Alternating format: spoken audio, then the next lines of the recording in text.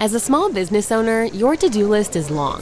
The Knot makes advertising easy and connects you with the right couples at the right time.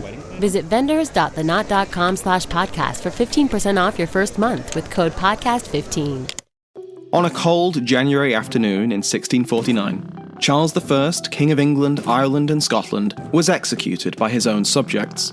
His crime? High treason. This unprecedented act rocked the Three Kingdoms and the fledgling British Empire, and followed 10 years of rebellion, revolution, and civil war. Pax Britannica, a history podcast on the British Empire, covers these incredible events, complete with interviews with world-leading experts on the period. Find Pax Britannica everywhere you find your podcasts, or go to pod.link/pax.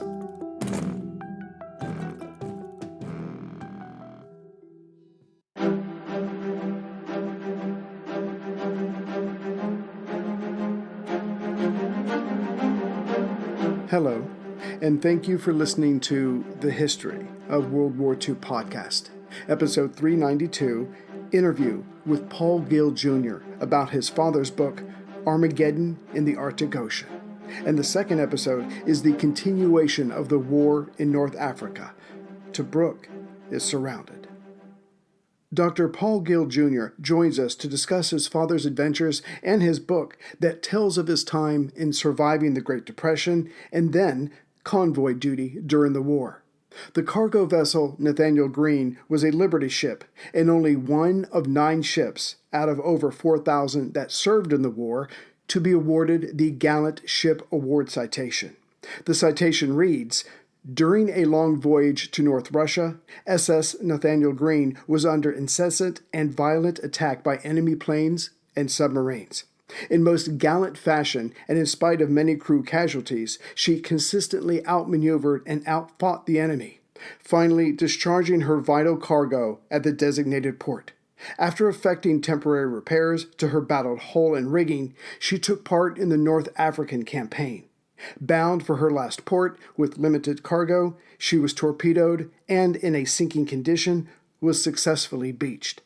The stark courage of her heroic crew in battle against overpowering odds caused her name to be perpetuated as a gallant ship." Further, the crew of the Greene shot down 8 Luftwaffe aircraft and her 9th as she was sinking in the Mediterranean. Paul, thank you very much for being with us today. It's my pleasure, Ray. I'm a fan of your show, and I've been looking forward to talking with you about my dad's story. Absolutely. You and I have been going back and forth for a while with emails and talking about this. And at one point, I remember you wrote an email and you said someone else had said that this book was hard to put down. And so I'm like, okay. And then I start reading it, and it was absolutely right. I mean, this book reads like Ernest Hemingway meets Forrest Gump. Your father had so many adventures. He went to so many places. I think he learned a foreign language. He fell in love in foreign lands. And he just had this incredible life. And he was only like 21 at, up to the time. So again, this was incredible. However, as far as I can remember, you did not start hearing about his adventures until you were like 12 years old. Y'all were taking trips to Long Island or something. I can only imagine the flood of emotions that must have come in over you to have your father, as far as I know, not talk about these experiences and then suddenly just open up and share so much with you. Yes. Well, as I spell out in the introduction to the book, Ray, my first memory of my dad's wartime experiences aboard the Nathaniel Greene was when I was about 8 or 9 years old. He took the family, packed the family, me and my 4 sisters and my mother in the family station wagon, and we drove an hour and a half to Kings Point. I grew up in Stony Brook, Long Island. Mm-hmm. He drove us to Kings Point, the U.S. Merchant Marine Academy. He said there was a plaque there honoring his ship, the Nathaniel Greene. So we didn't know what to expect, and we walked into this. I'm not sure.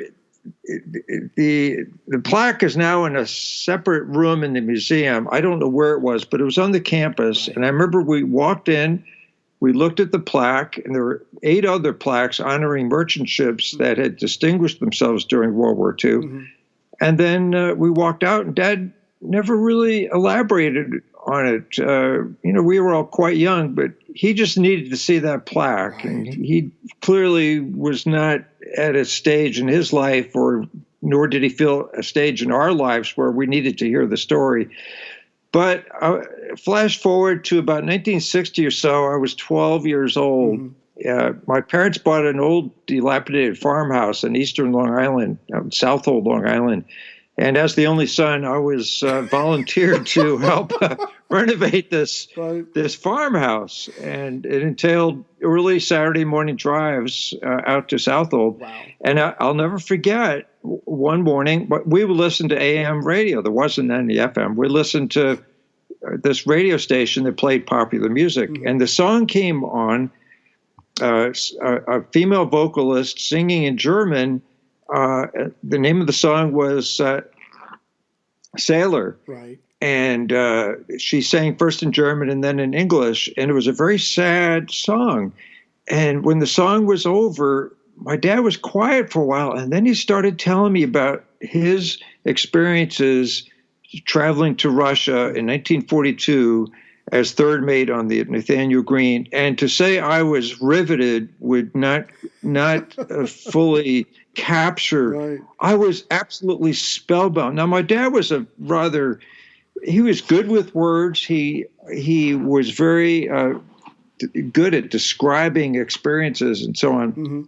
And as he started talking about the air attacks, now on Convoy PQ-18, let me just give you a little background. It left Loch Ewe, Scotland on September 2nd, 1942.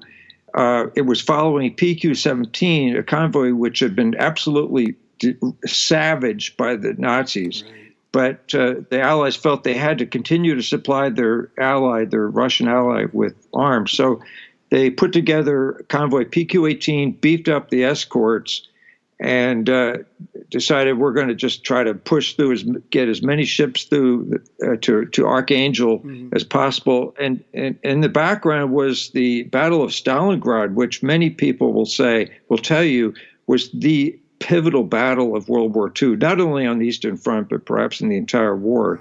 Right. I personally agree with that assessment. At any rate, it was imperative that as many ships as possible get through with ammunition, tanks, guns, trucks, all kinds of equipment. Right. So at any rate, Dad, flash forward, he didn't talk much about the day they left Loch Ewe and the storms and so on. He was absolutely still, this was some years later, after almost 20 years after the event, he started talking about the Heinkel 111 torpedo bombers and how they would come flying in swarms, flying out of the east, and just fly up and down the columns of merchant ships with all guns blazing, dropping torpedoes. Wow. And then there'd be Junker 88s dropping bombs. Some of the, in fact, not only bombs, but they would drop mines attached to parachutes.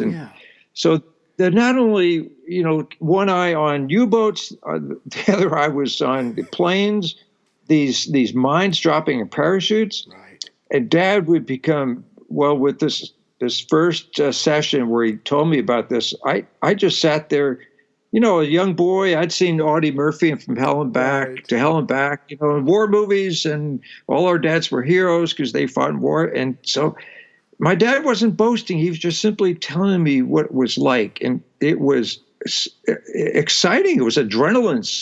He was adrenaline drenched, you could say. Right. So many years later, describing the action. And so almost every Saturday for that summer and much of the next summer, we would make these trips, just he and I. And he would, after we'd be on the road for a little while, I guess he felt comfortable in sharing these stories with me. And I absorbed them. I mean, my dad was a hero to me to begin with, but after that, he and his shipmates, I was utterly fascinated with the stories. Could I just say, and we'll get to that in some detail and a little later in this, but I just have to be bluntly honest with you. Up until you get to that part, or we'll go into this, but he wrote this book, but he didn't finish it, and you had to edit it. But up until that point, September of 1942, to be honest, I forgot about the war, just his life, the adventures, the can-do attitude, the just living like his hair was on fire. We'll get on to that, but the writing and the adventures were so intense, I actually forgot there was a war part coming up in this book. That's what I want the readers to know. This is an incredible read. And so when you say your father can describe things, he certainly did, many years later after it happened, because I think I'm not sure did he wait until he retired or until he was older when he started writing things down, but I forgot that he was a part of the convoy. The book was that riveting. But I did want to ask, so eventually he starts writing things down. Did he have notes? Did he keep notes? Did he refer to friends? How did he capture all those details? Well, yes. Let me answer that question in a twofold manner. For one thing, my dad was a almost compulsive keeper of records. And Ray, Dad left behind 5 or 6 large boxes full of manuscript, correspondence, some photos, but such things as every union dues payment that he made, he had a receipt for, and he kept starting from 1936 when he was 16 years old and had just joined the National Maritime Union as a 16-year-old boy. Right. He had book number 189. By the end of the year, there were 50,000 members of that union. And Dad had dues receipts for that union, the exterior building work, in other words, Steeplejack Union in New York City, right. Stevedore unions, shipyard workers unions, permits, licenses, ordinary seaman license, his able seaman license. I have all of this. I have menus from the trial run of the Nathaniel Green, which he didn't even participate in. He didn't join the ship till it left for Russia. Right. But he got a copy of this menu. My dad was an inveterate keeper of records. He was he was very meticulous. So that's one thing. Number two, aside from the physical documents, was he had a photographic memory. Oh. Clearly, he could, and it's not just stuff that he dreamed up, but right. Because he later joined up, many years later, he joined up with this old shipmate, John McNally, the radio operator on board. Mm-hmm. And they would sit on the porch, and I would hear some of the same stories over again shared between Dad and John. Right. And John didn't contradict anything. John says, "Yeah, Paul, I think that's how it went." Yeah. Wow. So fascinating to listen to those two old salts share these stories. Right. But at any rate, so Dad had a fabulous memory, and he kept records. Later I'm going to photocopy some of these union receipts, and it's page after page after page after page of little ticket stubs. Right. That was my father. He just so that was it. It was partly a memory, partly documentation, and then his twin brother was there for the early years, mm-hmm. at least up until the time Dad went off to the Civilian Conservation Corps. And Phil Gill, my dad's twin, also wrote a book. It was never published, but it all jives. It's all, as far as ships and family events, it's all consistent. Yeah, and there's plenty of detail in here. And I have to admit now, I will never be that organized.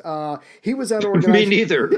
From a young age, but I'll never. So let's jump into this. So we're going to start first with your grandfather, William Francis Gill, but he went by Bill. He made a living from the sea. The family had been fishermen for generations. Bill worked hard, and he was promoted to second mate, which I get is a very big deal. But then an accident comes along, and it changes his life. Could you tell us about that? When Grandpa was about 32 or 3 years old, he had been second mate on the I think it was the Lydia Palmer. I'm not sure the first name, but a big 5-masted coal schooner had arrived in Boston with a load of coal, and he was disembarking from the ship by means of a wooden ladder. Now, this is a big ship, and the distance down to the dock was about 20 feet. The ladder fell apart. He fell, suffered a severe fracture of his femur and a fractured skull. It was in the hospital for, they say, a year, which I can believe. He was left with one leg shorter than the other and was no longer qualified to serve aboard a ship in any capacity. Wow. So at that point, he opened a rigging shop. He was an expert wire rigger, but he was expert at everything having to do with the ship's equipment, sails, rigging, the whole array of skills Grandpa had mastered. And he had a lot of friends in the area amongst local sailors, fishermen, yacht brokers, yacht owners. So he opened a rigging business, and shortly after that, he met my grandmother, who had just arrived from England. Right.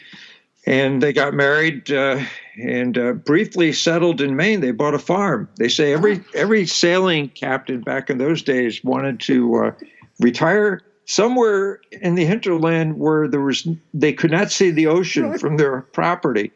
And that's what Grandpa did. They bought a farm in at Durham, Maine. It's probably about 20 miles from the coast. But that didn't work out. With his physical limitations, he just wasn't able to do the manual labor required.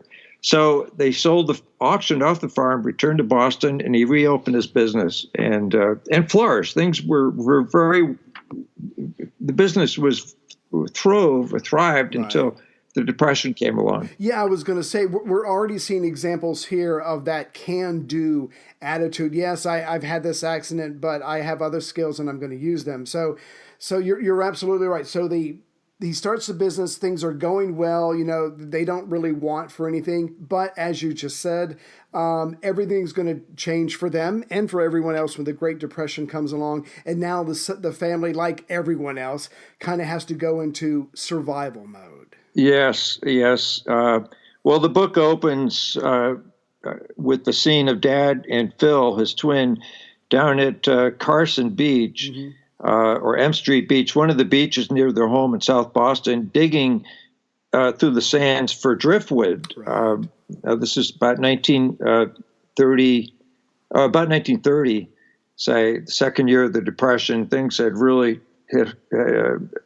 become rather desperate for the Gill family. Right. All the yacht owners had sold their yachts. They no longer needed rigging or sails. They didn't need Grandpa to captain their boat as a professional captain. And so all the boys, Dad's three older brothers, and he and Phil were sent out to do whatever they could to support the family. And for Phil and Dad, at the age of 10, it mainly involved digging for firewood at the beach or going over to the local landfill where the utility company would send trucks full of coal clinkers, that is partially burned coal, that they would just dump as part of a landfill. They would basically fight other desperate boys and men for coal clinkers to burn in their furnace. Other times they'd go to the rail yard and rummage through reefer cars, that is refrigerated cars, for fruit and so on that had been fallen out of boxes. Right.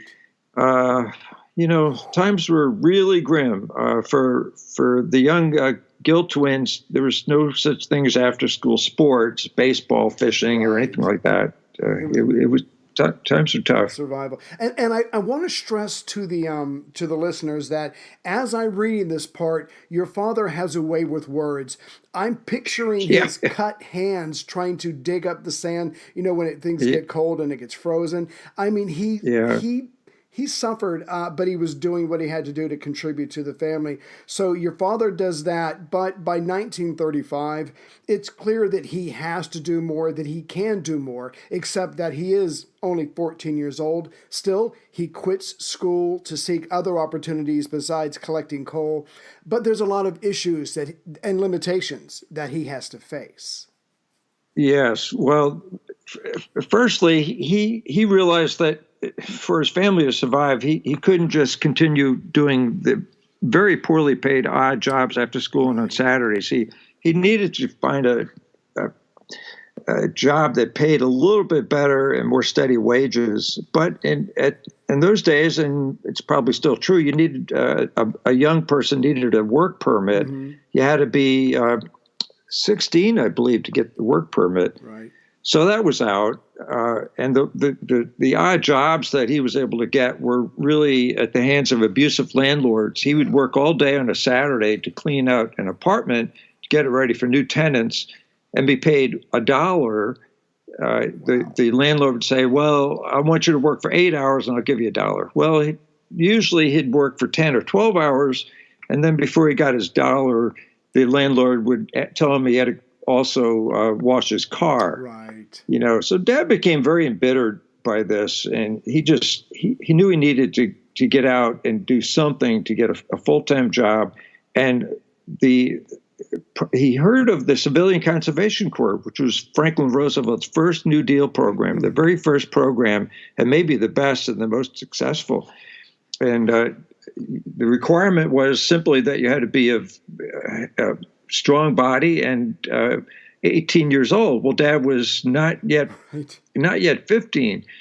He got a hold of an older brother's birth certificate and forged some of the information on it, and went down to the local army base where they were recruiting CCC candidates, mm-hmm. and they accepted it, and off he went to Camp Mansfield in Underhill Center, Vermont.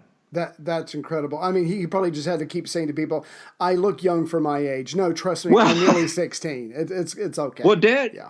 One of the enduring things about my father was that most of these stories mm-hmm. he told in a funny way to make them sound like, "Isn't this funny?" Right. Now, sometimes he'd get a little maudlin and get a little sad, right. but he tended to put things in a funny light. And one of the things he'd say to me was, "Paul, when I was in the CCCs, I was much younger than the other men. I hadn't even started to shave. My voice hadn't changed yet. And they called me Doris." And the other thing I thought was pretty funny was, so according to the birth certificate, his name was John, but he would forget. It took him a while to remember that he wasn't Paul. He'd hear somebody say, "Hey, John," and he wouldn't respond. And then, "Oh, wait, yeah, that's me. yes. That's me." So, yeah, Dad had, he had fun with that. On the other hand, there's fear, but in any group of young men, there's going to be a pecking order. And he talks about this in the book, right. The pecking order, which was established by, one, your ability to work hard, building roads and cutting trees and whatnot, but also with your fist, which initially involved back of the barracks fist fights, street fights, which Dad was very adept at growing up in the toughest section of Boston.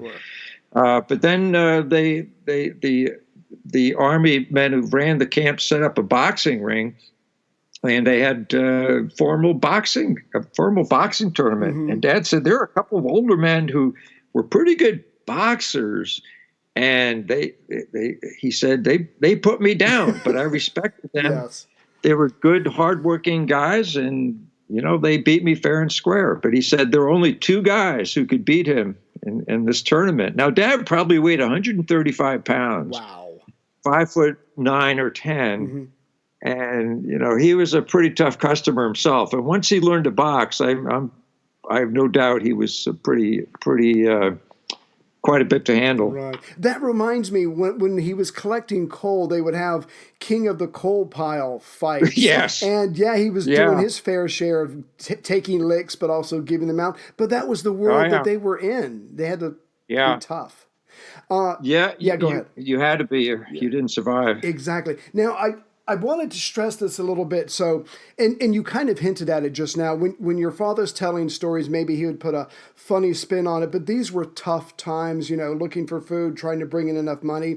But as I'm reading the book, and again, the writing is just first class, as crazy as this is going to sound, there's an upbeat tone to practically everything that he's doing, whether it's fighting in the rail yards, digging up for a driftwood. There's an upbeat tone. And I had to ask you this. Do you think that upbeat tone comes from the fact that he's writing many years later and he already knows things are going to work out? I suspect that that's not the case because, as you've said several times, there seemed to be a really determined can-do attitude that ran through this family line. Oh, clearly, Ray. And I'd have to take it back even to the Gill ancestry on the Aran Islands. There's 3 islands off the coast of Galway. They're limestone islands, and they are rugged. There's not even a tree growing. I don't believe it. Wow. I visited 2 of the 3 islands, including Inishmore, where the Gills emigrated from in 1864. And they would go out. The men would go out in little skin boats. Right. Glorified canoes. They would go out as much as 30 miles into the Atlantic Ocean fishing. And to grow whatever crops they grew, they had to create their own soil by pounding rocks and mixing in seaweed and whatever compost and so on. And that's how they made their soil. So there was that culture of life is hard. Life has always been hard. It always will be hard. Yeah. But we get by. We will just put our shoulders to the wheel and get by. And my so it was my great grandfather and my great great grandfather who came from the Aran Islands.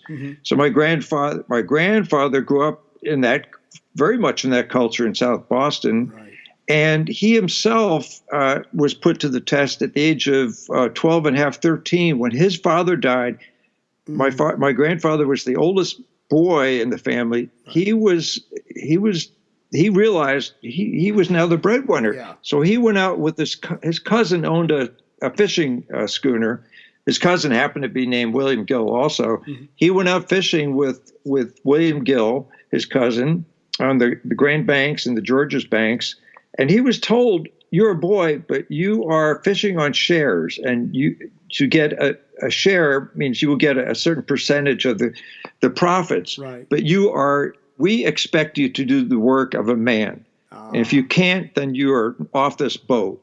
After your first voyage, if you don't fish like a man and produce like a man, you're out of here. Right. So Grandpa did that for 3 years. He supported his family dory fishing on the banks. Wow. It was unbelievably difficult. And that built, if he didn't have character before that, which I'm sure he did, he certainly had a spine of steel following that experience.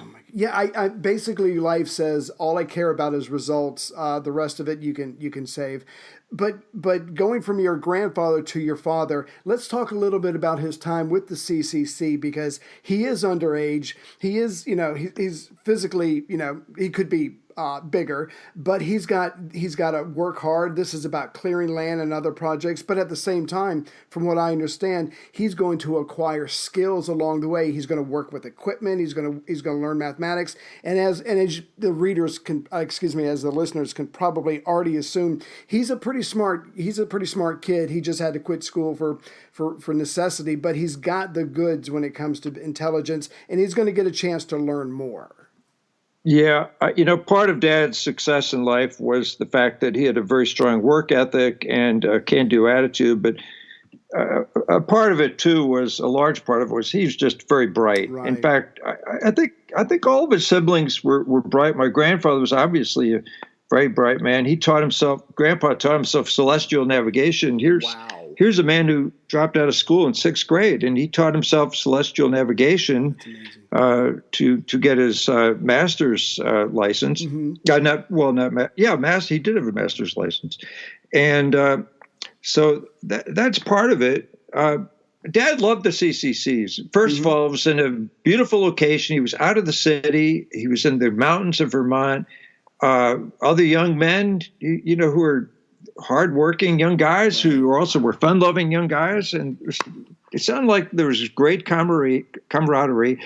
The Army soldiers who basically ran the program were, from what Dad said, were very benevolent. It was sort of a quasi-military organization, but not with the harsh discipline and hazing and so on that you might associate with Army boot camp. These are good guys. My dad thought highly of them, and he learned all kinds of skills. Road building, he learned how to blow up tree stumps. Wow. Stump jumping, they called it, which is that was his favorite. I'm sure it was. I'm sure it's everybody's favorite. And they built walls and drainage ditches, and he even learned how to cook. My dad would always cook the Thanksgiving dinner around, or any big meal. My dad would cook. And one day, years afterwards, I said, "Dad, how did you learn how to make such great gravy?" And he says, in the CCC, every trainee, every inductee had to spend 1 month in the kitchen, and he learned to cook. Yeah. So he's there for 15 months, and again, one of those months he learns to cook. Thank goodness for the family. But that time comes to an end. He's 16 years old. He's still very young, but now he decides, and again, he needs something more because the bills never stop coming. So it's his time to go to sea, like as the family tradition has been going on. But again, he's still a young guy. How does he get around the age issue? Yes, well, he needed to be 18 to get a seaman's papers. Right. Again, he borrowed one of his older brother's birth certificates and presented that to the Coast Guard, and they didn't look too carefully, and they said, "Okay, here you are, your papers as an ordinary seaman." Right. And he went to a crimp is basically it's a shipping agent who finds crews. Mm-hmm. Finds men to work the ship, and my grandfather told him, go down to see Raymond down on such and such a street in Boston and see if he has a ship for you. And so Dad went in there, and he described this in some detail in the book. It sounded like quite an interesting place. And he says, well, Raymond said, we have they need a galley boy in the Halo, the city service Halo. It's an oil tanker. It's leaving tomorrow it's down in Braintree, a little port south of Boston, and it's going to Port Aransas, Texas. Wow. Dad said, I'll take it. Wow. He was so thrilled to have a regular job. So off he went. That's a big 16 years old. Yeah, but that's a big deal. He's leaving home. He's leaving everything behind. But needs must, right? So he's doing what he's got to do. So I'm assuming he had several. What's the proper term? Voyages. Yes. With them. Yeah, I believe he made 5 or 6 passages to the same Port Aransas on the Halo. Right. And when he came home in the fall of 1936, he expected to stay on the Halo until he got promoted to a deck position and so on. But when he got back to the dock, there was a letter waiting for him from his older brother, Bill. Right. Bill was 5 years older and had been at sea for several years.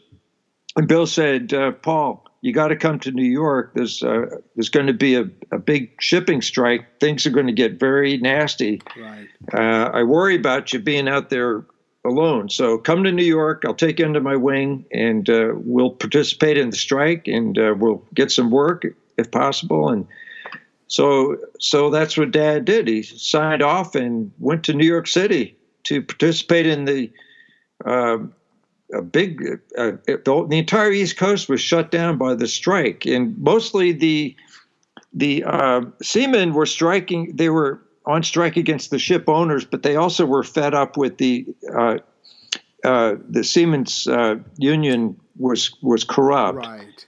And there was a movement to start a new union, which my Uncle Bill was a pioneer, a ringleader in.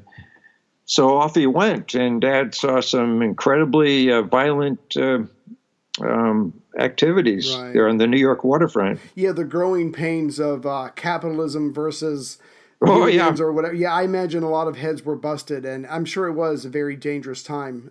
But that's what the unions have to stand up for themselves, or the members have to stand up for themselves. Yes. If they don't, who's going to? That's right. After the strike is settled and the National Maritime Union is formed, that's when Dad went on his first voyage to Germany. Okay. Well, to England, France, England, and Germany. So you're right. He experiences, or he gets to see firsthand some of the ugly side of the strikes, but then that comes to an end, at least for him, and it's time for him to move on to something else. And now he's going to do something even bigger and better this time. He's going to cross the Atlantic and have adventures in far off lands. Yes, Dad, by great luck, signed on to the SS Manhattan, which was the most prestigious ocean liner, transatlantic liner, at least American liner at that time. It was one of the biggest ocean liners in the world, and it was the fastest, I believe, at that time. Okay. So this was 1936. Just a few months earlier, the Manhattan had carried the U.S. Olympic team across the to Europe to participate in the Berlin Olympics. Right.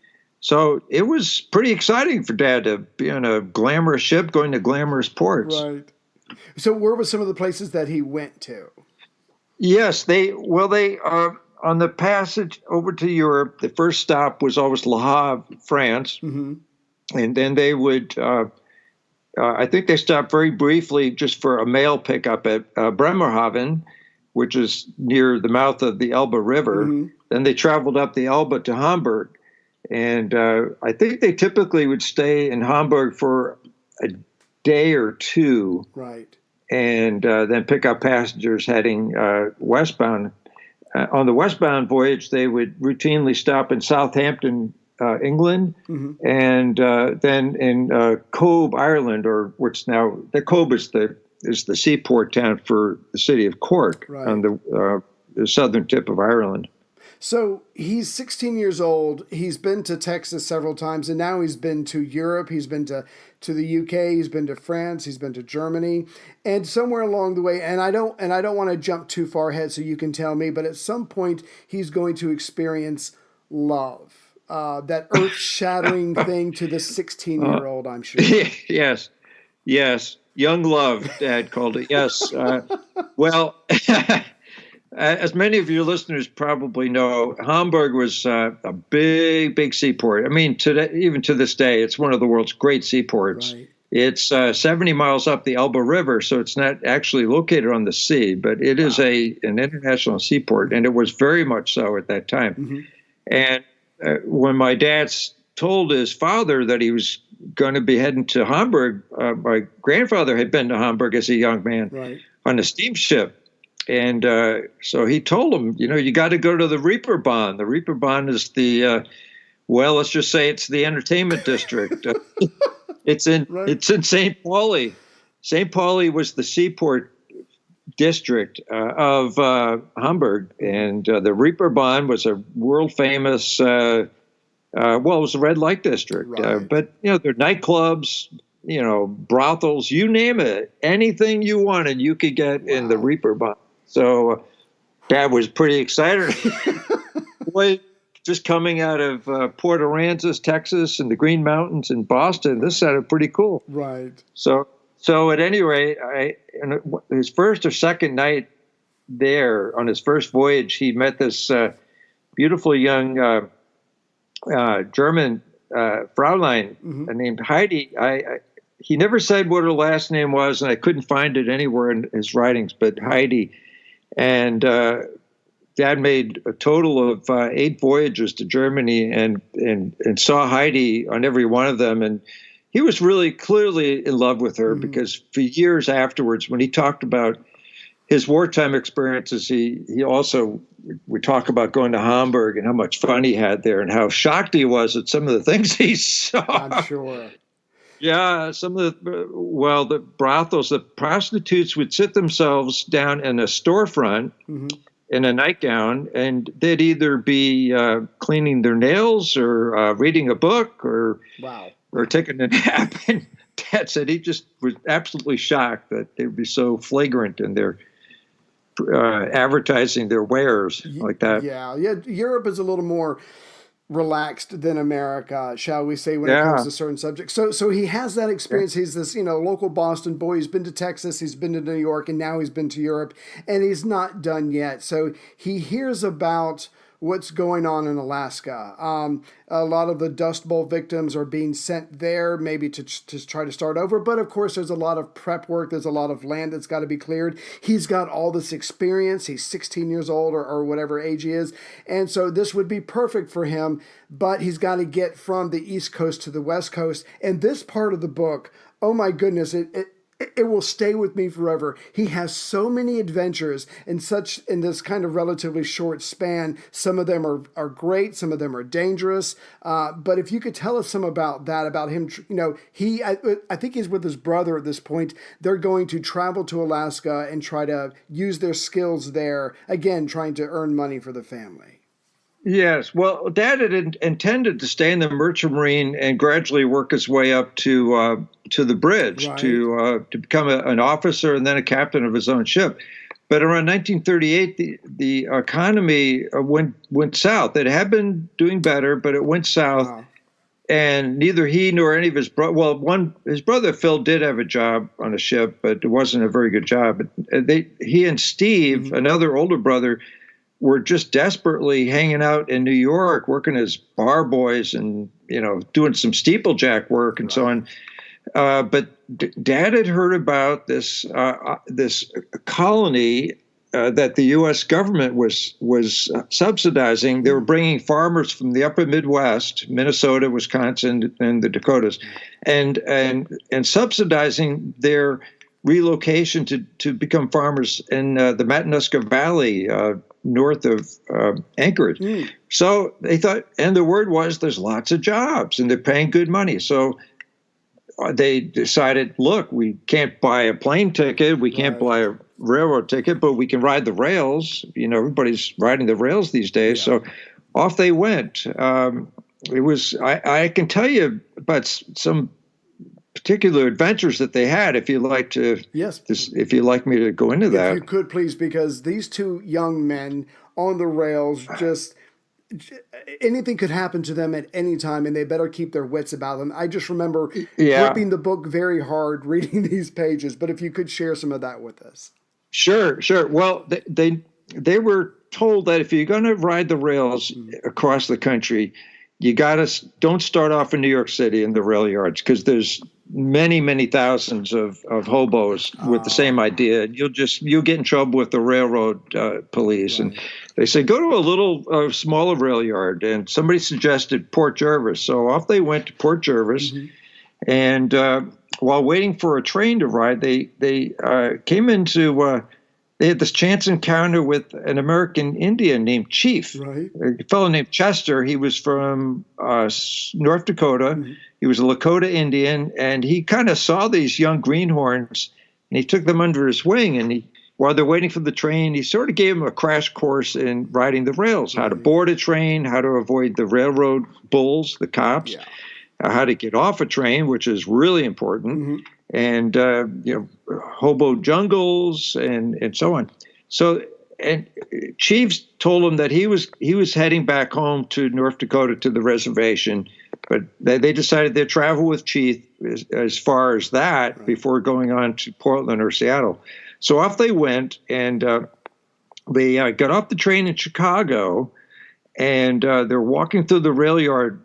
In the wee hours, it's still dark, mm-hmm, and all of a sudden there's a flashlight beam in their eyes, and this gruff voice said, "Who are you?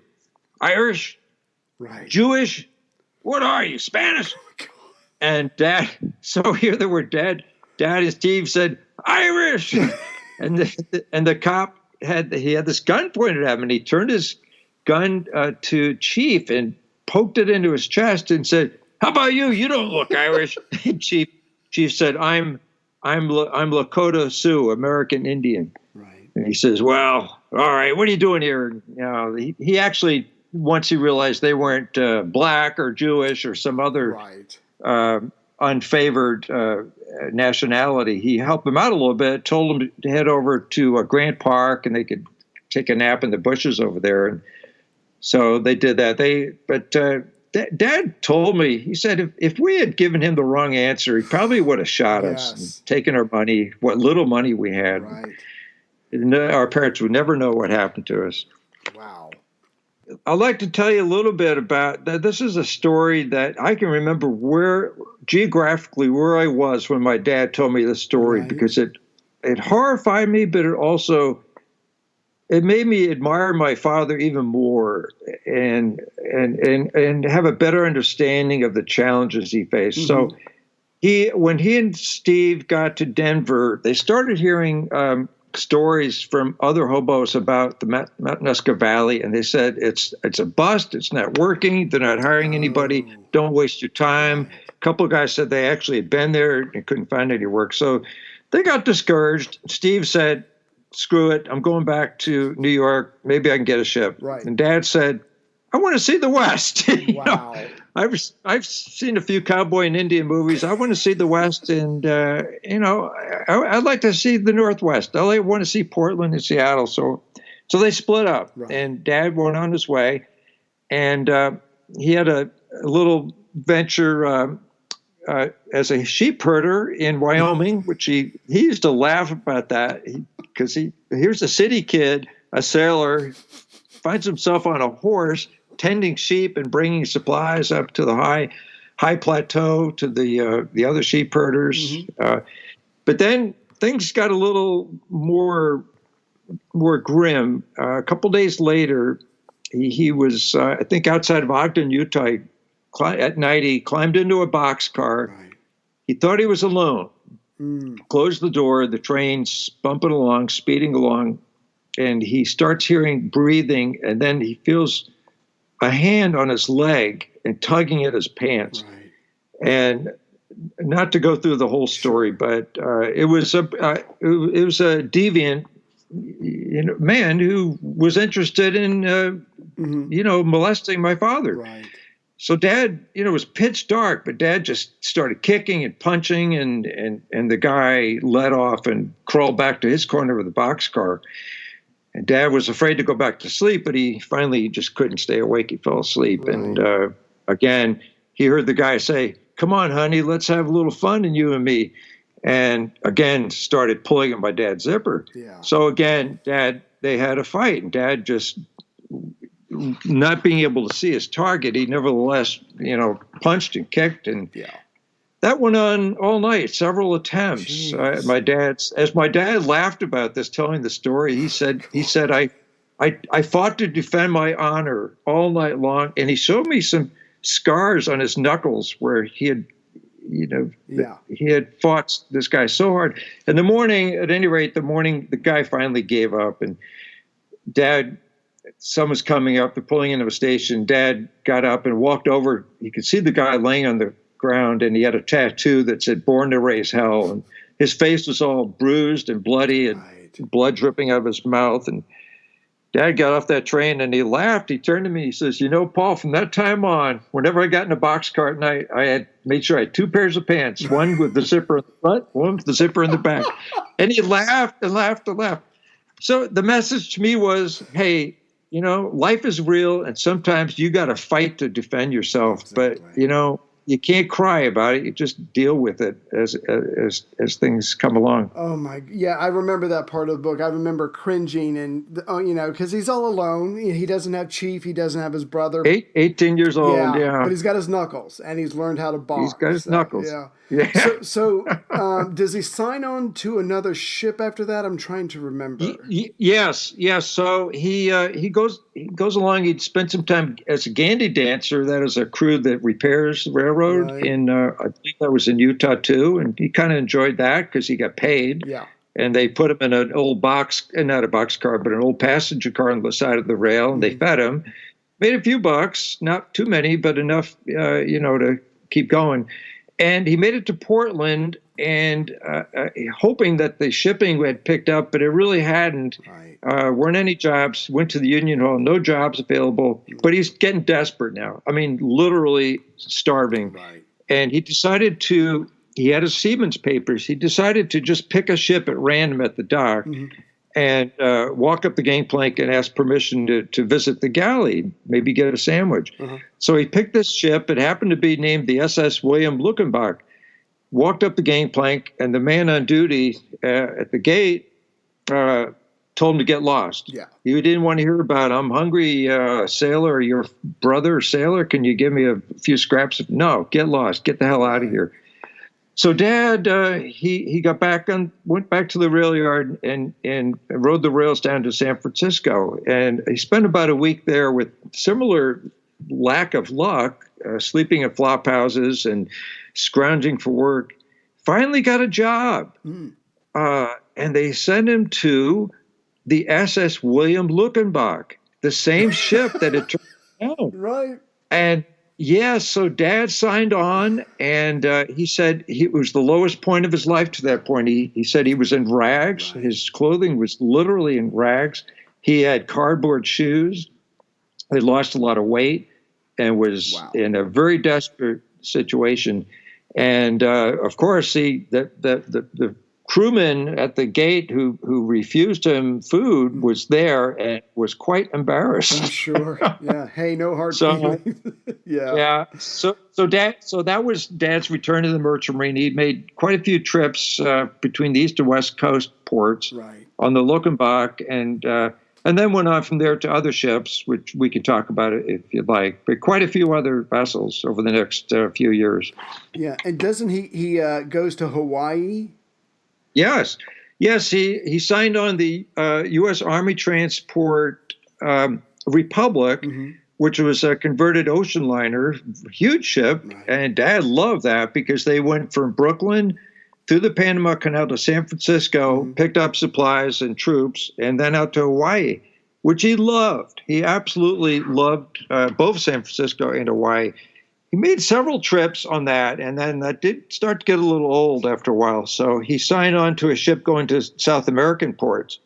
Right. The Uruguay, SS Uruguay, another large ocean liner, and he loved that. He just loved these ports are beautiful and exciting, and by this point he was an able seaman, so his pay was improved. He was learning seamanship skills, navigation skills, and he could see his future role as a captain of his own ship. Wow. So life was looking much better for him at this point. This would be 1940, early 1941. Right. If I could, and I don't mean to sound disrespectful, but there is a Forrest Gump element to this. I mean, he's still a teenager. He's going all over the world. Yeah. He's got this love in Germany. He visits her. Who knows what's going to come from that, but there could be a marriage. It's certainly possible.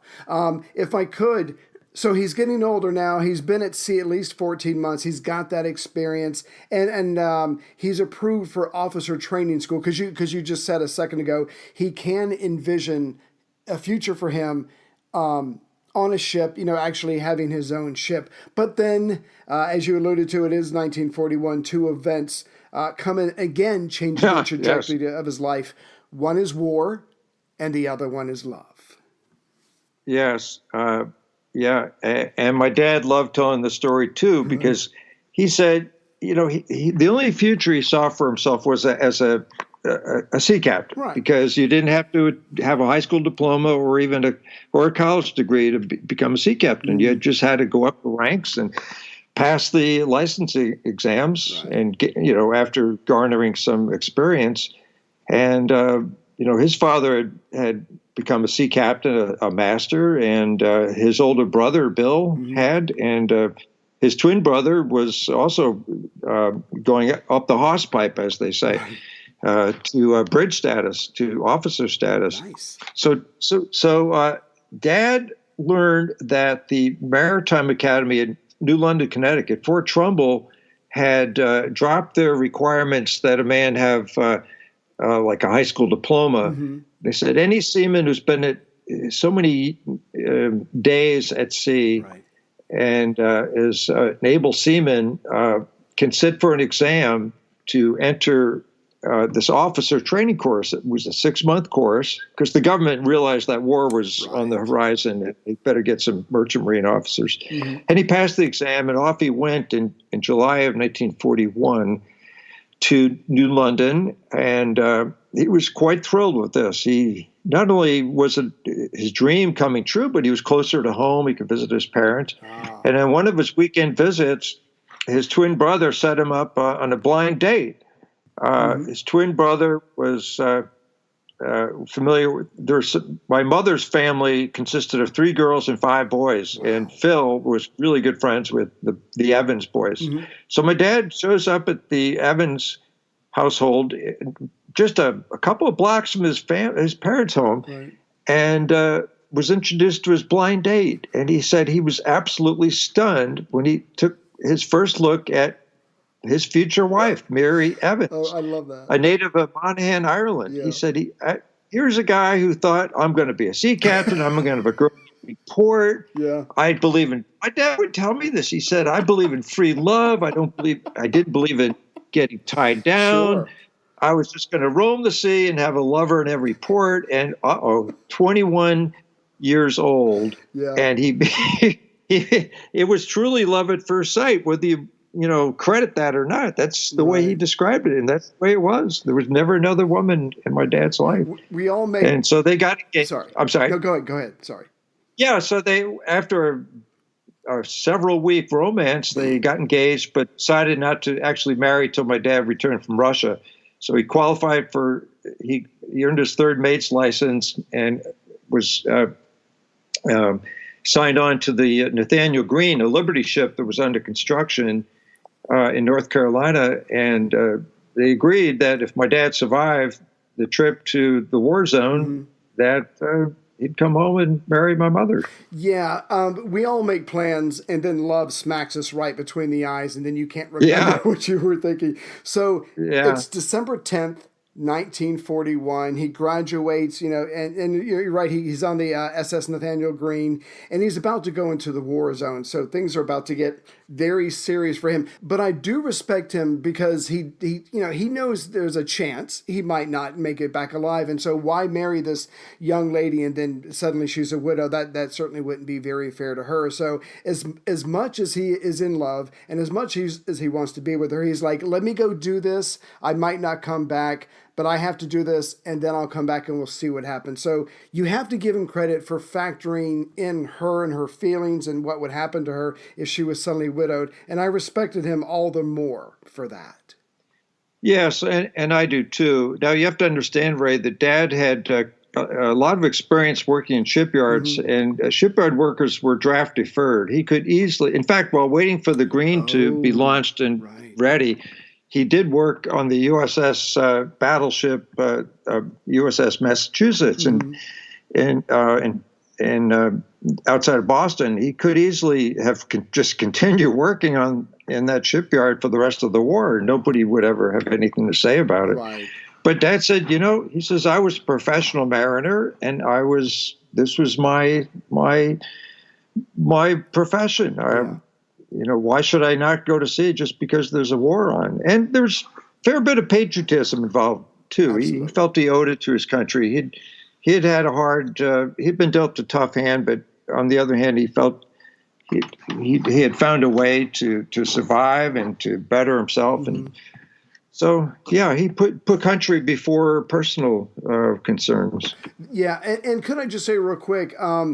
Recently I was in San Diego and I went to see the carrier Midway. It's now a museum ship. But when I was talking to the gentleman giving me the tour, you get the sense very quick that the captain on a ship and the officers with them, they're almost like gods. They're responsible for the ship, they're responsible for the crew, they're responsible for the supplies, and they're responsible for getting it from point A to point B. And the fact that he wanted to be a part of that I just respect the heck out of him for that. And it is in the middle of a war. This is very dangerous. So if we could, I'd like to get to the part where he is a part of, his ship, the Nathaniel Greene, is a part of Convoy PQ-18. If you could describe some of the events that he and others obviously went through, I'd appreciate that, because that was a part of the book. You almost feel like it's the climax of the book, but so much has happened to him so far. He's been in so many fights. He's struggled so many times that he's tough. He knows he's tough. He thinks he's tough, but he's about to find out what absolute war can be like. Yes. A little bit about PQ-18, just to add to what I said at the beginning of our talk. they knew they were going to be in for trouble, because when they were in Iceland, before they left, Right. before they went to Scotland to make their final preparations, they spent a few days in near Reykjavik, Iceland, in a fjord there, and they saw some ships being they saw a merchant ship being towed in backwards. Its bow had been its stern had been blown off, and the ship was being towed in by an American battleship. And then they saw some other merchant ships steaming into the harbor, the fjord, in pretty rough condition. And of course, nobody knew at this point. It was kept top secret that this convoy had been savaged, but it was pretty clear to them that this trip was not going to be easy. That in fact, my dad, having witnessed this, he told me that he wrote a goodbye letter to my mother and to his siblings and my mother's mother, and he said he didn't feel that he had survived. But at any rate, off they went. Things were tough right from the very beginning. The first few days, they traveled. They steamed in a northwesterly direction and skirted Iceland. Now, you might wonder, why would you do that? Archangel Russia is in more of a northeasterly direction. Well, they did that to avoid German aircraft, which the Germans had air bases in Norway. And if they just steamed up along the coast of Norway, they wouldn't have survived more than a couple of days. So they steamed around Iceland, where they picked up some more merchant ships and also picked up more escorts and an aircraft carrier, the HMS Avenger, which played a key role in defending the convoy. And off they went, battling really rough seas, gales, and so on. And then they left on the 2nd of September, and the things really got heavy on September 13th. My dad says in the book, I'd just like to read a little bit of this. 13th, that's when they came into range of the Luftwaffe plane stationed in Norway. And of course, the U-boats have been hounding them right from the get-go, and it sunk a few ships. But so there's a section called Heinkel 111's attack, and I'd just like to read a little bit of this, because my dad, I couldn't paraphrase. You can't paraphrase this. It's exactly. You lose the flavor. Dad says the AA cruisers and destroyers steamed at flank speed to position themselves ahead of the convoy and then turned broadside to the enemy aircraft. Suddenly, the enemy formation altered course and started flying down the columns of merchant ships.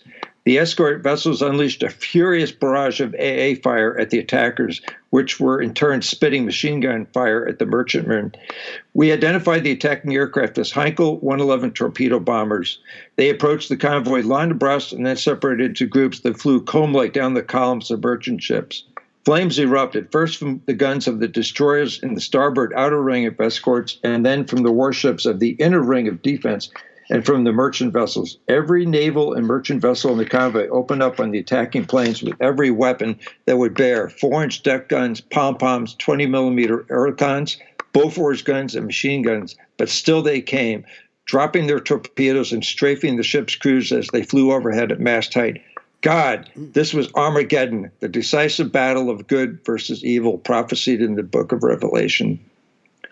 And Dad told me that, described this sort of action. He became so excited and so emotional. I mean, it left a deep, deep mark on his soul. And one of the reasons it affected him so much was that during his 8 voyages to Germany, he had befriended many young German men, some of whom were in the Luftwaffe or the Navy, the Kriegsmarine, and I really liked the German people. He thought they were very industrious but fun-loving, and they'd also been through a rough time with the economics. Yes. And as these planes flew by, he could look up and see their faces. They were flying at masthead height, 50 feet off the surface of the ocean. Wow. He could see their faces, and yet, he's plugging away with his machine gun, trying to kill them. They were trying to kill him. He felt very, very, very torn. But when you're fighting for your life, the enemy's the enemy. Yes. At the end of the day, that's what it comes down to. Yes. That part of the book, and this goes on for a while, and feel free to share any more, but I'm thinking that after we talk about this convoy, we might want to leave the rest for the readers, because this book is far from over. But if there's anything else you wanted to share, please feel free to do so. Yeah. Well, another part of the action here involves on this September 13th, Dad had spoken with Lieutenant Billings, he was in command of the Naval Armed Guard on the Green. The Navy sent crews, generally about 20 to 25 well-trained gunners aboard all of these merchant vessels, and they handle most of the guns, although not all. Right. And the day before the action really started, Lieutenant Billings had told Dad, look, we've got 20,000 bullets loaded in our cartridges. We're fine. Don't worry about reloading. There will be no need. Right. Well, they had to reload on that first day. Yes. And Dad led 3 volunteers down into the magazine, which was 3 decks below the gun stations. Wow. To load machine gun belts. And Dad said it was a pretty scary thing, because if anything hit the ship anywhere near the magazine, you were vaporized. And you couldn't see what was happening. You couldn't, you had no control over what was happening. You were there just in a very dangerous place. And the men were scared. He said he was scared. And he said they just, go ahead and plug the shells into the belts. And he said to keep the men from completely panicking, he led them in choruses of the Battle Hymn of the Republic and Hallelujah, here we come, and so on. Oh my goodness! And then so they were almost done loading the machine gun belts, and all of a sudden there was a big explosion. They were thrown to their feet. And they figured their vessel had been torpedoed. Well, they ran up the stairs to the deck, and they looked astern, and there had been an English ship just astern of them, 4 ship lengths distant. It wasn't there. No one said a word. I'm reading my dad's writing. No one said a word. The vessel had been loaded with ammunition, and a torpedo bomber had flown over her, dropped her fish, and then plane and ship blew up together. Not a damn thing was to be seen of either ship or plane. Oh my God. There was nothing to see but the dust of death settling on the water. I was shocked that a 10,000-ton ship and an airplane had just disappeared into thin air. And that could have happened to him because they have their own weapons and ammunition on board. Oh, that part was burned into me. And did he? I'm trying to remember. I know he makes several trips with bringing ammo. Does he ever fire any guns, or is he just making sure that? Yes. Okay. Yeah, he did. Yeah, he took his turn at a machine gun, a 50 cal, and he describes he's almost certain he shot down a Heinkel, although he said he figures he put at least 1,500 rounds into this plane, and he saw it was crashing, but it went into a cloud, and he didn't actually see it hit the water, but he said there's no way that plane had survived that. Yeah, there's no way it's going to make it back to Norway with that much damage. Oh no. Well, so tell you what. So there's this young Paul G. Gill and all his adventures, and they're far from over. Please feel free to share anything else you want, but I did want to say, if I remember correctly, your father writes this, he's not quite done, and at some point he says to you, please make sure this gets finished and it gets out there. That must have been, I don't know, that must have been so emotionally charged for you to take this over at some point in your life. Yeah, I had kind of a sick feeling about it, right? Because Dad had labored over this manuscript for years, and what prevented him from finishing was 2 things. His vision deteriorated to the point where he really couldn't even read anymore after a certain point. Right. And secondly, he I could see this happening, and I offered to help him in any way he could. Now, I used to do a lot of magazine writing. I published a couple of books myself on medical topics, and I figured I can serve as his editor and guide. And, Dad was very proud, and it was his story. And thank you for offering, but it's my book. Right. And so I didn't push it. Right. But just a few days before he died, he asked me to finish the book and find a publisher. And I told him I would. But then, several months later, after he died, and I took all of his material, several boxes of manuscript and documents home, I looked through it all, and I realized the manuscript was not finished. There were some chapters that were done and would need just light editing, very little. And there are other parts of the story that were just notes or outlines.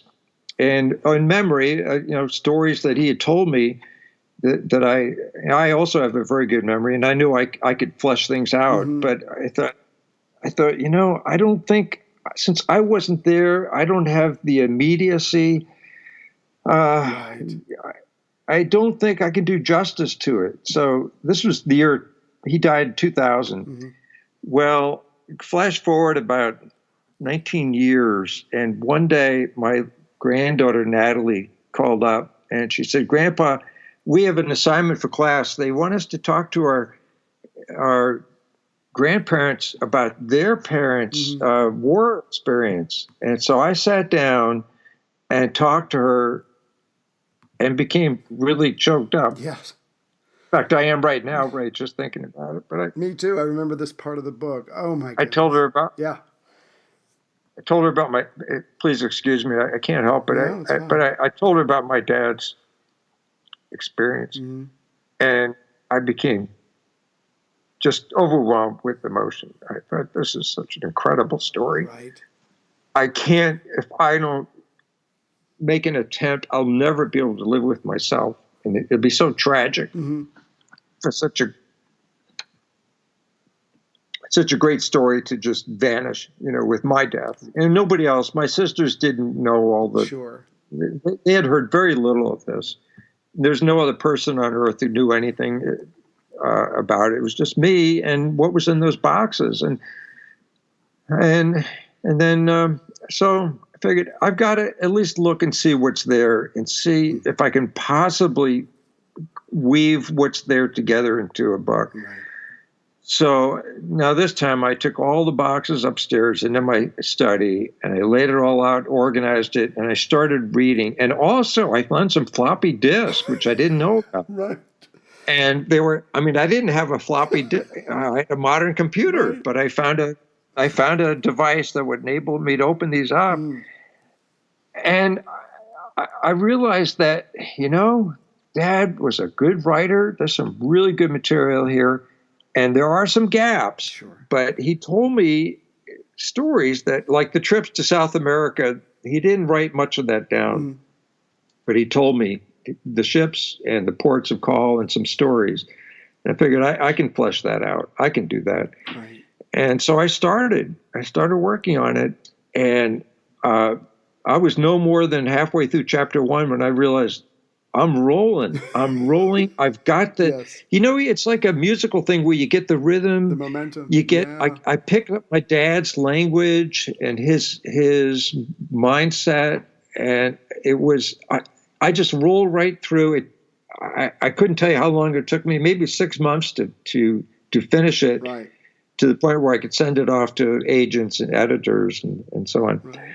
And, yeah, that was nice. So it was published May. So 22 years later. But what a wonderful feeling that, my dad's still with me. He's still here in spirit form. And I know he knows that his son, his namesake, right, fulfilled his promise.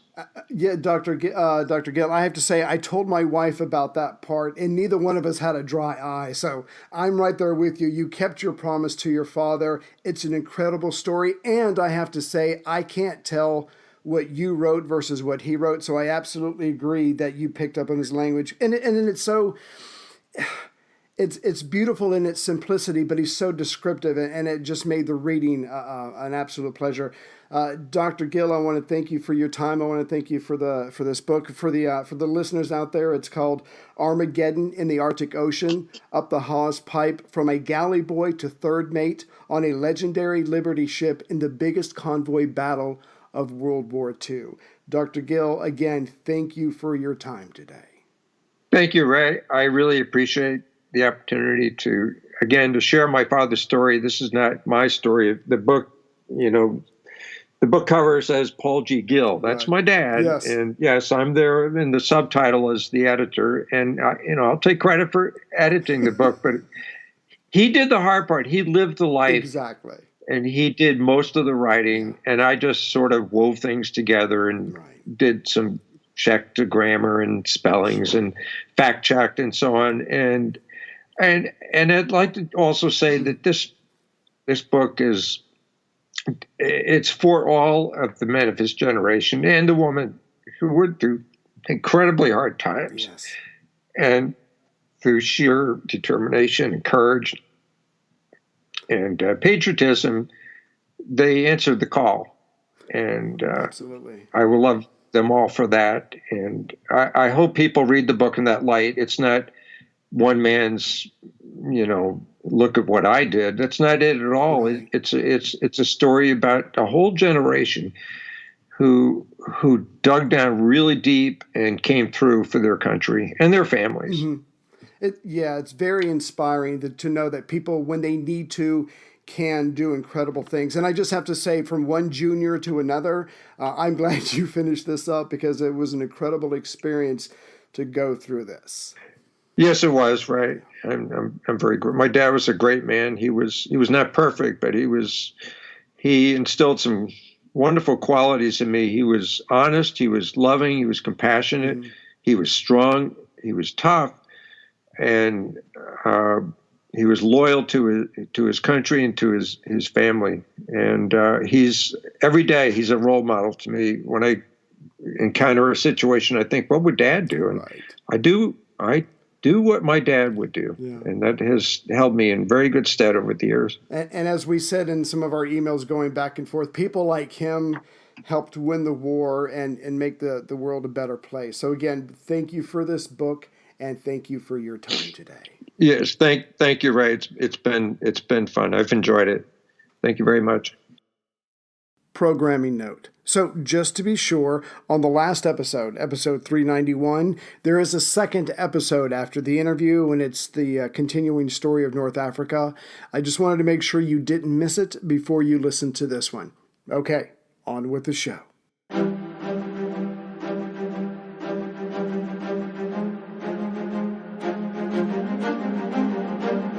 Hello, and thank you for listening to The History of World War II podcast, episode 392, part B, Tobruk is surrounded.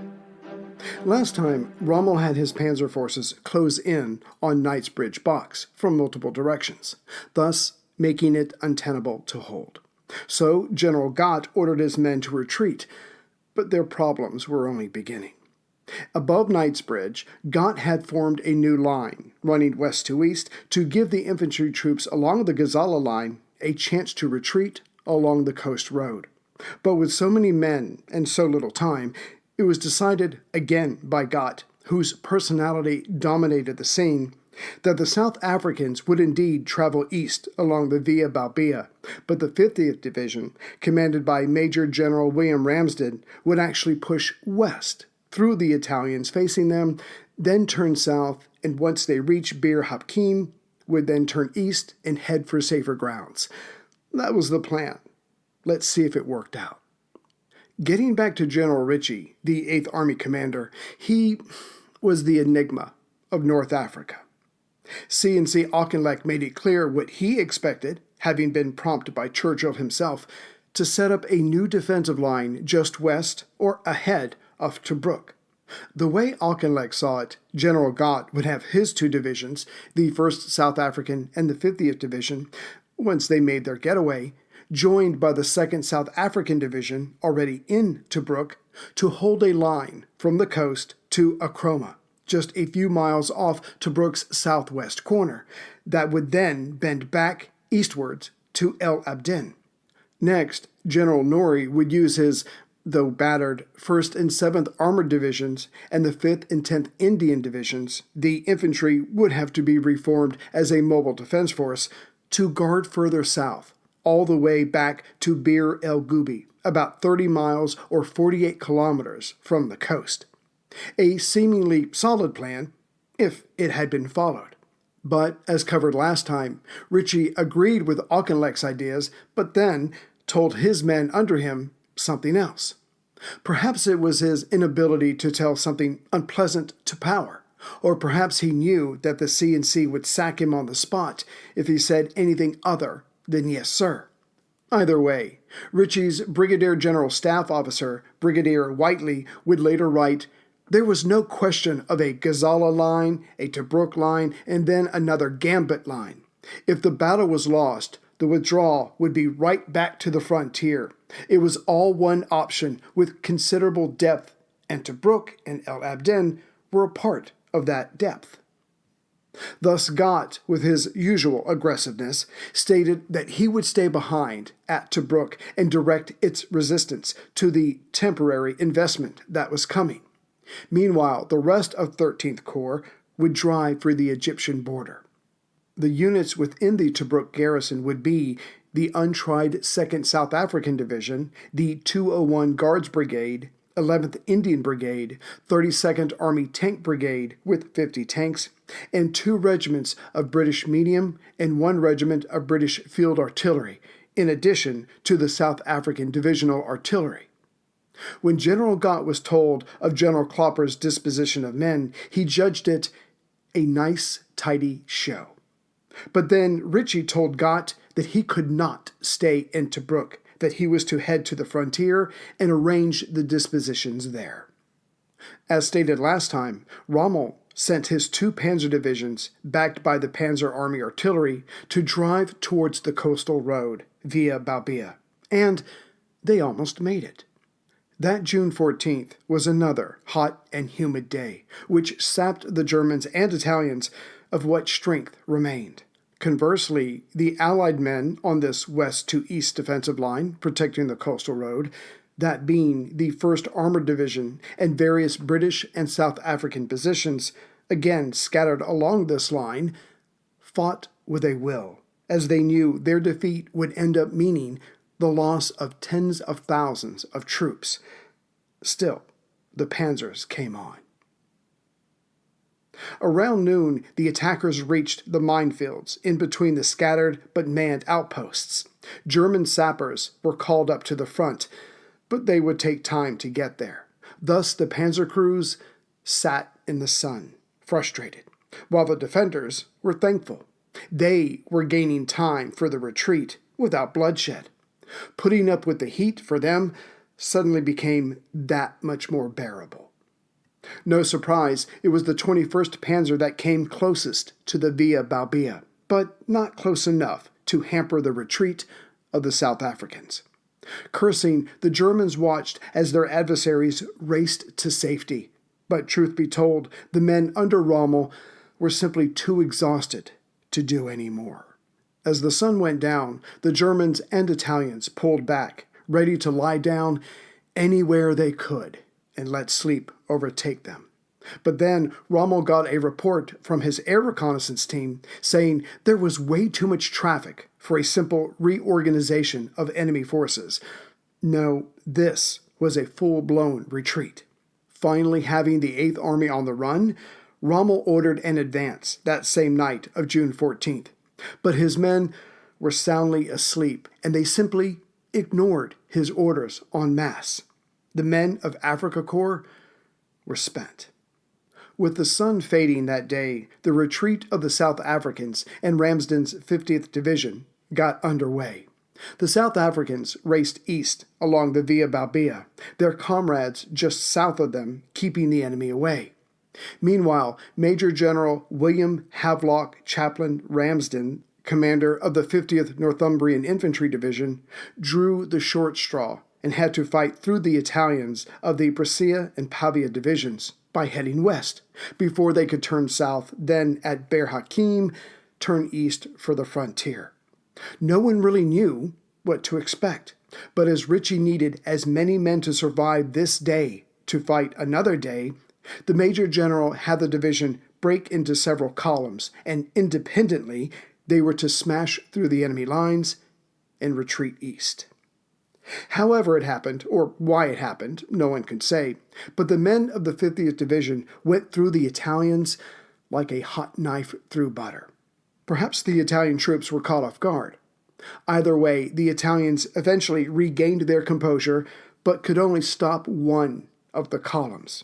The rest were soon on their way south and then to the east. When the sun rose on June 15th, Rommel headed for 15th Panzer headquarters. Not much was going on, as the men were still tired. But Rommel had deemed that they had had enough rest, so pushed them to head east for Acroma.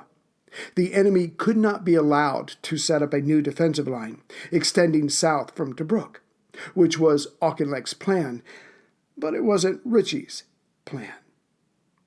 The 15th Panzer got going, though not with their usual speed, but they did manage to cut off and capture the rear guard of the 1st South Africans at Acroma, who had been slowed down while trying to navigate the minefields there.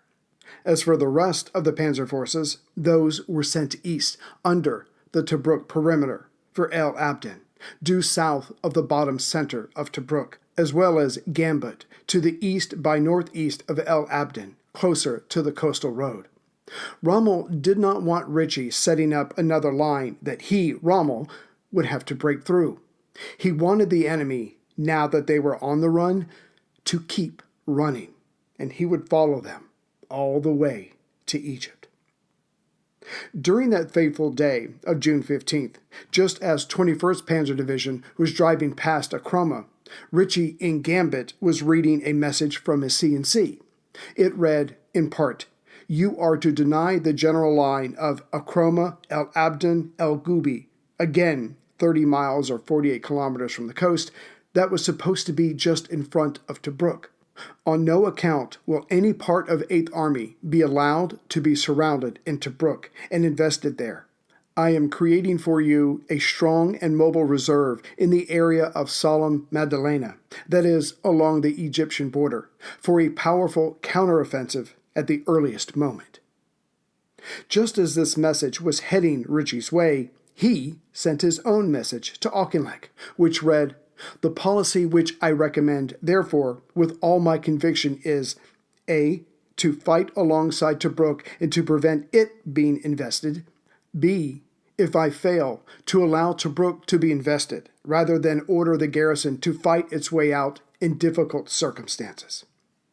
About to make it more difficult for Auchinleck and Ritchie, Churchill got involved, and as was his wont, being an, if I may, an emotional romantic warrior, he began to attach symbolic significance to Tobruk. It had already been decided earlier that year to never let Tobruk be invested again. The Prime Minister wrote to his C&C this day, "To what position does Ritchie want to withdraw the Gazala troops? Presume there is no question in any case of giving up Tobruk. As long as Tobruk is held, no serious enemy advance into Egypt is possible." To which Auchinleck replied to this, in all honesty, well, what he honestly believed was happening. He messaged, "I have ordered the following of General Ritchie. A. To deny general line Acroma, El Abdin, El Gubi to the enemy. B. Not to allow his forces to be invested in Tobruk. C. To attack and harass the enemy whenever occasion offers." But, as we have seen, Ritchie had other plans. Not that even those mattered now, as Rommel had removed all options from Ritchie's table with his panzer charge east. This wasn't preparation for the next battle, it was a race to Egypt. And tightening the screw even harder, not that he knew he was doing this, Churchill then wrote back to Auchinleck, War Cabinet interpret your telegram to mean that if need arises, General Ritchie would leave as many troops in Tobruk as necessary to hold the place for certain. So there it was.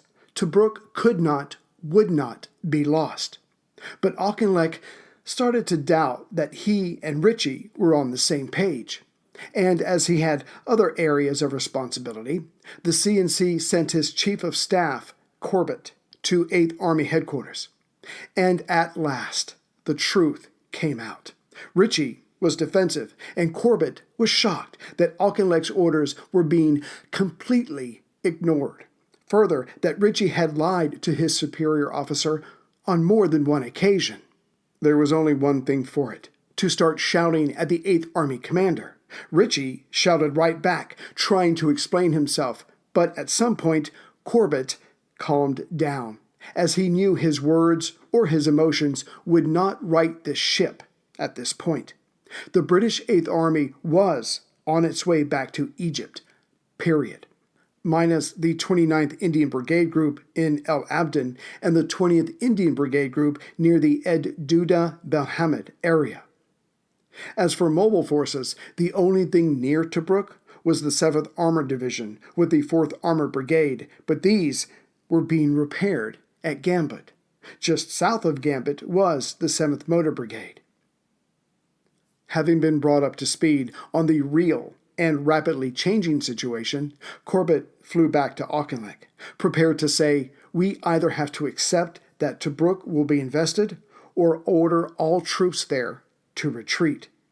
As for any kind of defensive line running south of Tobruk, that now was equally impossible, as some of Rommel's panzers were past the Tobruk area. And Auchinleck knew he could not abandon Tobruk. Churchill and the War Cabinet had made that quite clear. So, investment it would be, but hopefully Tobruk could hold on until a counterstroke could be organized. With the stage set, or rather, the truth was now known, on June 16th, Auchinleck sent 2 messages, one to the Prime Minister, the other to Ritchie. Churchill received the following from his CNC. "The War Cabinet interpretation is correct. General Ritchie is putting into Tobruk what he considers an adequate force to hold it, even should it become temporarily isolated by enemy. Basis for immediate future action by 8th Army is to hold El Abdin fortified area as pivot of maneuver and to use all available mobile forces to prevent enemy establishing himself east of El Abdin or Tobruk. Very definite orders to this effect have been issued to General Ritchie, and I trust he will be able to give effect to them." Looked at one way, was this the CNC trying to cover his own backside? At least to the point that he could later say, "Look, I told him what to do. He, Ritchie, lied to me." Either way, the message that went to Ritchie read, in part, "Although I have made it clear to you that Tobruk must not be invested, I realize that its garrison may be isolated for short periods until our collective offensive can be launched. With this possibility in mind, you are free to organize the garrison as you think best." Hindsight allows us to know that the CNC's second message actually undid his first message. Auchinleck mentioned to Churchill an area of pivot of maneuver, by which he meant El Abdin, but now that he told Ritchie that he accepted, however temporarily, an investment of Tobruk, and that Ritchie was free to organize the garrison as he thought best, this allowed Ritchie to give in to the pressure put on him by General Norrie, who was saying, "Get the 29th Indian Brigade out of El Abdin before they are surrounded and annihilated." Indeed, the 29th was already mixing it up with the 21st Panzer Division and seeking orders. The Indians would retreat that late June 16th and early June 17th from El Abdin and head towards the frontier. As for the 20th Indian Brigade, they were settled near the area in between El Duna and Belhamid. Both are west by southwest of Gambit and to the northeast of El Abdin, so it's in the middle. They would start their own retreat 24 hours after the 29th Indian. Thus, they left Belhamed late on June 17th, early June 18th. But their retreat would be less successful. As they started to pull back, the lead elements ran into German panzer columns heading east. The 20th did its best, but lost men and equipment in their escape. The same fate befell the 4th Armored Brigade. Meservey, its commander, had an inspired moment. He could not stop the panzers from heading east, but he could put the 4th Armored just south of their intended plan, and then hit them in the flank as they went by. Unfortunately, the men of the 4th Armored sprang their surprise on both divisions, the 21st and the 15th Panzer, as Rommel had ordered them southeast from El Abdon.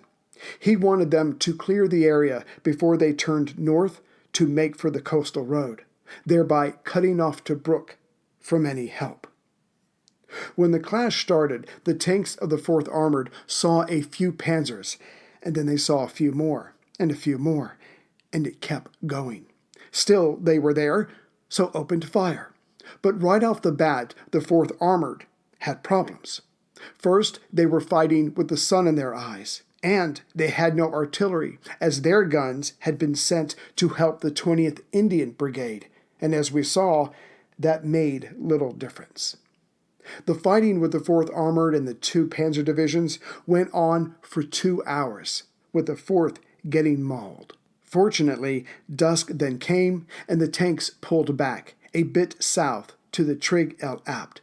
From there, they made good time to the frontier. Not that the panzers were racing after them. Now that the 4th Armored had been pushed away, Rommel had his panzers turn north. He was heading for the Via Balbia, the coastal road. And at 3 p.m. on June 18th, 21st Panzer reported to Rommel, Via Balbia is reached and cut. This was just above Gambit. Tobruk was once again surrounded. And here's where the North Africa theater affected Malta. Operation Hercules was about to get underway, that is, the landing of Axis troops and the occupation of Malta. But as it was clear to many of the Axis, and becoming more clear every day, that Tobruk was about to fall, reinforcements, a lot of people recommended, should be landed there instead, with the sea and air pressure kept on the island, of course. But it seems that one by one, the various high-ranking German officers all got behind Rommel and his quest to capture Egypt, and then maybe, perhaps, the Suez. And after that, who knew? Perhaps the Middle East. Back at Ritchie's headquarters, currently on the move, the 8th Army commander decided a change was needed. And as Meservey had had 3 divisional headquarters shot out from under him, he would be the one to fall. And Ritchie explained his thinking to the cashiered officer. Well, Frank, I'm afraid I've lost confidence in you. You seem to be out of luck. Nothing seems to be going right for you. Given how the Battle of Gazala had gone, and how the larger Battle of North Africa was going, those same sentiments would soon be repeated to even more high-ranking ears.